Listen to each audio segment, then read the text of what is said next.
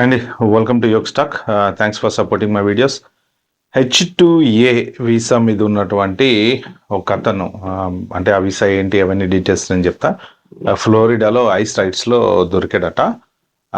అతను యాక్చువల్గా వచ్చి కంపెనీలో జాయిన్ అవ్వాలి, అసలు కంపెనీకి వెళ్ళలేదట. వీసా మీద అయితే ఎవరైతే పిటిషన్ వేశారో వాళ్ళు కంపెనీలో జాయిన్ అవ్వాల్సిన టైంకి అతను రాలేదని చెప్పేసి ఐస్ వాళ్ళకి, అంటే యుఎస్సిఎస్ వాళ్ళకి తెలిసి వాళ్ళ ఐస్ వాళ్ళకి ఇన్ఫర్మేషన్ ఇచ్చి ఐస్ వాళ్ళు వెళ్ళి రైడ్ చేసి అతను పట్టుకొని డిపోర్ట్ చేసి రీసెంట్గా ఆగస్టు మొన్న 7th 8th యాక్చువల్గా ఒక మళ్ళీ ఎక్స్పోస్ట్లో మళ్ళీ ఒక సింపుల్ చిల్లింగ్ వార్నింగ్ అయితే ఇచ్చారు. అది ఎగ్జాంపుల్గా చూపించి మిగిలిన వీసా వాళ్ళందరికీ కూడా ఇండైరెక్ట్ వార్నింగ్ ఇచ్చారనమాట. సో దాని గురించి డీటెయిల్స్ నేను ఈ వీడియోలో చెప్తాను. ఎవరైనా నా ఛానల్కి ఫస్ట్ టైం వచ్చినటువంటి సబ్స్క్రైబ్ చేసుకోండి, అలాగే నా వీడియోలు నచ్చితే లైక్ చేయండి, షేర్ చేయండి. మనం టాపిక్లో కనుక వెళ్తే యాక్చువల్ జరిగింది ఏంటంటే H2A వీసా హోల్డరు, అంటే H2A అంటే అగ్రికల్చర్కి సంబంధించినటువంటి వీసా హోల్డరు ఒక 1 year ఎంతో ఉంటుందంట అది.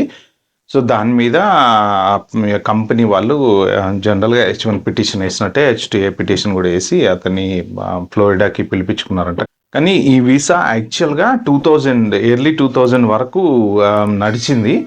1996లోనో 98లోనో కంప్లీట్ స్టాప్ అయిపోయింది. అసలు ఈ వీసాలు ఇంకా ఇవ్వట్లేదంట తర్వాత. కానీ అలాగే కొంతమందికి మాత్రం ఎర్లీ 2000 వరకు ఇచ్చారంట. 2000 తర్వాత H2A వీసా అయితే ఇవ్వలేదట. కానీ మరి ఇతనికి ఎప్పుడు వచ్చింది ఏంటి అనే డీటెయిల్స్ అయితే లేవు. మీకు లింక్ కూడా నేను సోర్స్ లింక్ కింద డిస్క్రిప్షన్లో పెడతాను. అతనికి యాక్చువల్గా వీసా వచ్చింది, అతను కంపెనీలో జాయిన్ అవ్వాలి, ఎక్కడికి వెళ్ళాడు, ఏమైపోయాడో, డిజపర్ అయిపోయాడు తెలియదు. ఫైనల్గా ఏంటంటే కట్ ద స్టోరీ షార్ట్, అతన్ని ఐస్ వాళ్ళు పట్టుకున్నారు, ఎక్కడో ఏదో స్టేట్లో పట్టుకున్నారు, తర్వాత తీసుకెళ్లారు, డిపోర్ట్ చేసి with in the next minute వాళ్ళు ఇమ్మీడియట్గా యుఎస్సిఐఎస్ ఎక్స్పోస్ట్లో ఒక strict warning, you will face legal consequences అని పెట్టారనమాట. చాలా సీరియస్ వర్డ్ ఇది, లీగల్ కాన్సిక్వెన్సెస్ అంటే. ఇదేదో H2A, H1A, H2B ఇలాంటి వాళ్ళకి కూడా కాదు, including every non immigrant visas ఎవరెవరైతే ఉంటారో వాళ్ళందరికీ స్ట్రిక్ట్ వార్నింగ్ అనమాట. అంటే ఇండైరెక్ట్గా H1 వాళ్ళకి కూడా ఇది ఈజీగా అప్లికబుల్ అవుతుంది. దాంట్లో వాళ్ళు ఏం చెప్పారంటే, మీ ఎంప్లాయీకి గనక మీరు ఒకేలా, అంటే ఇప్పుడు మీరు యుఎస్ వచ్చారు, ఎంప్లాయీ దగ్గర జాయిన్ అవ్వాలి, మీరు కంపెనీకి వెళ్ళలేదు, ఓకే, మీరు డెఫినెట్గా డిపోర్ట్ అవుతారు, అవసరమైతే మీ మీద కేసు వేసి లీగల్గా కూడా ప్రొసీడింగ్ చేస్తారు అని చెప్పారనమాట. లేదు, ఒకవేళ మీ ఎంప్లాయర్ మిమ్మల్ని తీసేశాడు, లేకపోతే మీరు మానేశారు, you must leave the country. ఎప్పుడైతే మీ జాబ్ పోయిందో you should not stay in United states. వాళ్ళ ఎక్స్పోస్ట్లో చెప్పింది అది. అంటే మెయిన్ ఏదైనా సరే H1 వీసానో లేదా ఇంకో వీసానో లీగల్ స్టేటస్ కనుక మీరు లేకుండా యునైటెడ్ స్టేట్స్లో ఉంటే మిమ్మల్ని డెఫినెట్గా డిపోర్ట్ చేయటంతో పాటు మీ మీద లీగల్ కేసులు పెడతాము అని చెప్పేసి చెప్పారనమాట. ఈ పర్టికులర్ కేసులో అతను అసలు ఎలా దొరికాడు అని చూస్తే, ఈ కంపెనీలో వెళ్ళి జాయిన్ అవ్వలేదు. జాయిన్ అవ్వపోయేటప్పటికి ఆ కంపెనీ వాళ్ళు, ఆ డిపార్ట్మెంట్ ఆఫ్ లేబర్ వాళ్ళకి జనరల్గా ఈ ట్యాక్స్లు ఇవన్నీ, ఈ లేబర్ సర్టిఫికేషన్స్ అంతా ఉంటాయి కదా, అది ఆపేశారంట. ఆపేయంగానే వాళ్ళు యుఎస్సిఐఎస్కి ఇన్ఫర్మేషన్ ఇచ్చారు, యుఎస్సిఐఎస్ వాళ్ళు ఐస్ వాళ్ళకి ఇన్ఫర్మేషన్ ఇచ్చారట. ఐస్ వాళ్ళు వచ్చేసి ఇతనికి కంపెనీ ఇన్స్పెక్షన్ చేస్తే ఆ కంపెనీలో ఇతను లేడు. యాక్చువల్గా లేడేంటి అని కంపెనీని అడిగితే ఏమో తెలియదు, he did not show up అని చెప్పేసి కంపెనీ వాళ్ళు చెప్పారు. ఆబ్వియస్లీ అంతకన్నా వాళ్ళు ఏం చేయలేరు కదా. సో ఇంకా అతని మీద సెర్చ్ అనేది స్టార్ట్ చేశారు. ఫైనల్గా అతన్ని ఎక్కడో ఒకడ పట్టుకొని డిపోర్ట్ చేసి ఎక్స్లో పోస్ట్ పెట్టారనమాట. ఇప్పుడు వాళ్ళు చెప్పేది ఏంటంటే, మీ ప్రతి ఒక్క ఎంప్లాయీ డేటా, ఎంప్లాయీ హిస్టరీ మా దగ్గర ఉంది. అంటే దీన్ని మనము ఒకేలా H1 అనుకోండి ఫర్ ఎగ్జాంపుల్, వీసా అయిపోయినా వెళ్ళిపోయిన వాళ్ళు, ఎక్స్టెన్షన్ రాకుండా ఉన్న వాళ్ళు ఉంటారు, ఖచ్చితంగా ఉంటారు. ఇప్పుడు 60 days టైం పీరియడ్లో జాబ్ రాలేదు, ఎవడు H1 చేయలేదు, కంటిన్యూ అయిపోతూ ఉంటారు. ఏదో ఒకటి చేద్దాము, ఏదో ఒకటి అప్లై చేద్దాము, B2 అప్లై చేద్దామనో, లేకపోతే ఇల్లీగల్ ఉండిపోవడమో, ఇలాంటివి చేస్తూ వాళ్ళు యునైటెడ్ స్టేట్స్లో ఉన్న వాళ్ళు చాలామంది ఉన్నారు అని వీళ్ళు చెప్పేది. సో అలాంటి వాళ్ళకి డెఫినెట్గా ప్రాబ్లం అవుతుంది. ఓన్లీ డిపోర్ట్ చేసి పంపించడమే కాదు, లీగల్ కాన్సిక్వెన్సెస్, అంటే లీగల్ వాళ్ళ మీద కేసులు పెట్టడం కూడా జరుగుతుంది. అయితే ఇంకొకటి ఏంటంటే, H1 వాళ్ళకి వాళ్ళు చెప్పేది కూడా ఏంటంటే, మీరు ఇన్ టైంలోనే వీసా అప్లై చేసుకోండి. చూసాం కదా రీసెంట్గా, నేను కూడా కొన్ని వీడియోలు చేశాను, NTL వస్తున్నాయి అవి ఇవని. అంటే మీరు ఒక ఎంప్లాయర్ దగ్గర ఉన్నప్పుడే ఇంకొక ఎంప్లాయర్కి ట్రాన్స్ఫర్ అయినట్టు యుఎస్సిఐఎస్ వాళ్ళ దగ్గర నుంచి రిసిప్ట్ తీసుకోవాలంట. అంటే మీ ప్రీమియం ప్రాసెస్ అయితేనేమో ఆ రిసిప్ట్ విత్ ఇన్ 1 weekలో వచ్చేస్తుంది. ఒకవేళ నార్మల్ ప్రాసెస్ అయితేనేమో 2 to 4 weeks పడుతుందంట. అంటే రిసిప్ట్ వచ్చింది అంటే యుఎస్సిఐఎస్ వాళ్ళకి మీరు అప్లికేషన్ రిసీవ్ అయింది, ట్రాన్స్ఫర్ పిటిషనా వాట్ ఎవర్ మీరు ఏదైతే సిఓఎస్ అప్లై చేస్తారో లేకపోతే చేంజ్ ఆఫ్ ఎంప్లాయర్ చేస్తారో ఏది చేసినా సరే ఆ రిసిప్ట్ వస్తే ఏంటంటే మీకు లీగల్గా మేము రిసీవ్డ్ అన్ అప్లికేషన్ అని. అయితే ఇంకొకటి ఏంటంటే ఇక్కడ వాళ్ళు చెప్పేది కూడా రిసిప్ట్ వచ్చిన తర్వాత మీ అప్లికేషన్ ప్రాసెస్ అయ్యేటప్పుడు కనుక ఒకవేళ రిజెక్ట్ చేసిన, డినై చేసిన, రిజెక్ట్ చేసిన the next minute you will be out of status అని చెప్తున్నారు. సో అది ఒక్కటి మీరు ఒక్కసారి క్లారిటీగా తెలుసుకోండి. ఒకవేళ ఈ 60 days టైం పీరియడ్లో కనుక ఎవరైనా వీసాలు అప్లై చేసిన వీసా ఏదైతే మీరు చేంజ్ ఆఫ్ స్టేటస్ H4 చేస్తారా లేకపోతే ఇంకోటి చేస్తారా కనుక రిజెక్ట్ అవుతే అప్పుడు ప్రాబ్లం అవుతుంది. అసలు ఎందుకు అవుతుంది రిజెక్ట్ అయ్యే ఛాన్స్ ఏముంది అని ఆలోచిస్తే వీళ్ళు యాక్చువల్గా సైట్ విజిట్స్ బాగా పెంచారు, సైట్ విజిట్స్ చేస్తున్నారు. మీకు తెలుసు కదా రీసెంట్గా బిగ్ బ్యూటిఫుల్ బిల్ పాస్ అయింది, దాంట్లో 90 billion పైన ఎంతో ఈ మెయిన్ ఇమిగ్రేషన్ మీదే ఖర్చు పెడుతున్నారు వాళ్ళు. అంటే వాళ్ళ క్రాక్ డౌన్ మొత్తం ఇమిగ్రేషన్ మీదే ఉంది.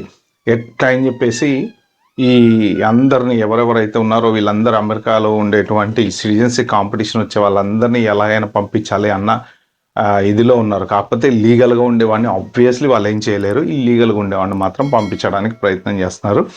ఎట్ ద సేమ్ టైం మన ట్రంప్ గారు కూడా ఇక ఇండియాతోటి టారిఫ్ అని అదని ఇదని బీభత్సమైన ఇదైతే నడుస్తుంది, టగ్ ఆఫ్ వార్ అయితే నడుస్తుంది. ఇప్పుడు మొన్నదా 50% టారిఫ్ వేసాడు. దాంతో ఏమైంది, ఇప్పుడు వాల్మార్ట్, అమెజాన్ ఇవన్నీ మొత్తం పాస్ చేసేసినాయి, ఆర్డర్స్ అన్ని పాస్ చేసినాయి. ఇండియా నుంచి నో మోర్ ఆర్డర్స్ ఇప్పుడు మన ఏది యూఎస్కి. ఇప్పుడు ఈ పెద్ద పెద్ద ఏది గ్యాప్, అమెజాన్ వీళ్ళు ఇండియాని పాస్ చేసి కనుక వేరే కంట్రీ సైడ్ వెళ్ళారంటే ఇటు మనకి లాసు, మన ఎకనామీ డౌన్ అవుతుంది, వాళ్ళకి ఏంటంటే ఛాన్స్ ఉంది కాబట్టి వేరే చోటు నుంచి కొనుక్కుంటారు అనమాట. ఇంకోటి ఏంటంటే ఆన్ టాప్ ఆఫ్ దట్ ఇప్పుడు ఈ మన మోడీ గారు ఏంటంటే ఇటు రష్యాతో మీటింగు, చైనాతో మీటింగు, వేరే దేశాలందరినీ కలిసి వాళ్ళందరితోటి అంటే ట్రంప్ టారిఫ్లు పెడుతున్నాడు కాబట్టి కొంత వ్యతిరేకత తీసుకురావడానికి పొలిటికల్గా ఆ జియో పొలిటికల్ గేమ్ నడుస్తుంది. కానీ దీనివలన కంట్రీకి అయితే ఎటువంటి ప్రాబ్లం ఉండదు. మన కంట్రీకి మన పొలిటికల్ గెయిన్ అయితే ఉంటుంది డెఫినెట్గా.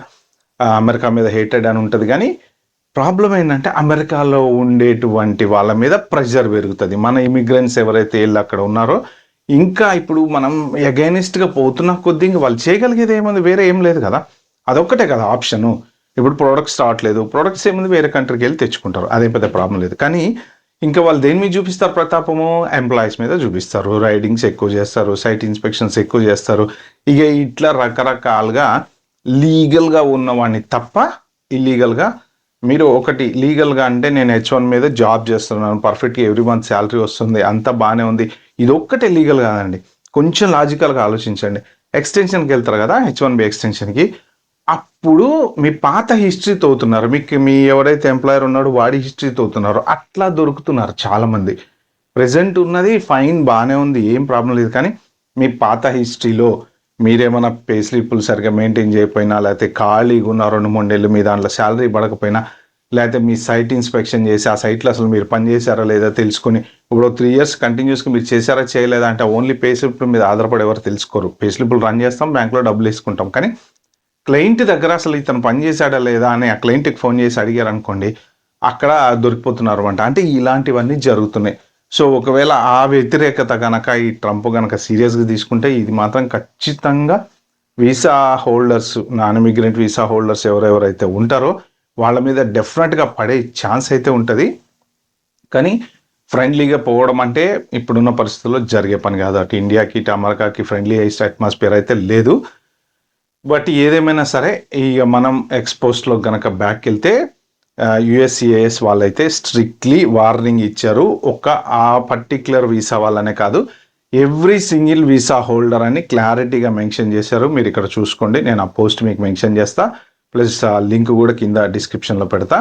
ఏ వీసా వాళ్ళైనా F1 కానీ, H1B కానీ, L1 కానీ, దట్ ఇంక్లూడింగ్ గ్రీన్ కార్డ్స్ ఎవరైనా సరే కనుక మీరు ఇట్లాంటి మీకు ఎంప్లాయర్ దగ్గర మానేసి కంట్రీ వదిలిపెట్టి వెళ్ళకపోయినా, లేదు మీరు వెళ్ళాల్సిన ఎంప్లాయ్మెంట్కి వెళ్ళకుండా మీరు డిసపియర్ అయిపోయినా, లేకపోతే ఇన్ టైంలో మీ చేంజ్ ఆఫ్ స్టేటస్ కరెక్ట్గా అప్లై చేసుకోకపోయినా ఎనీ టైం వాళ్ళు మిమ్మల్ని డిపోర్ట్ చేయటంతో పాటు మీ మీద లీగల్ కేసెస్ పెట్టే ఛాన్సెస్ ఉన్నాయని చెప్పారనమాట.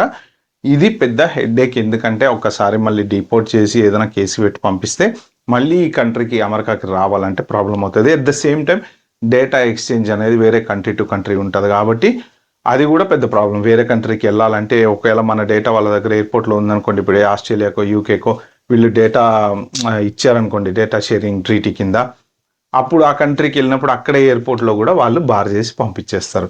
కాబట్టి ఎవరైనా సరే మీరు జాగ్రత్తగా ఉండండి. వీసాలు ఇన్ టైంలో రెన్యూ చేసుకోండి. మెయిన్ ఇంపార్టెంట్ థింగ్ ఇన్ టైంలో రెన్యూ చేసుకోండి.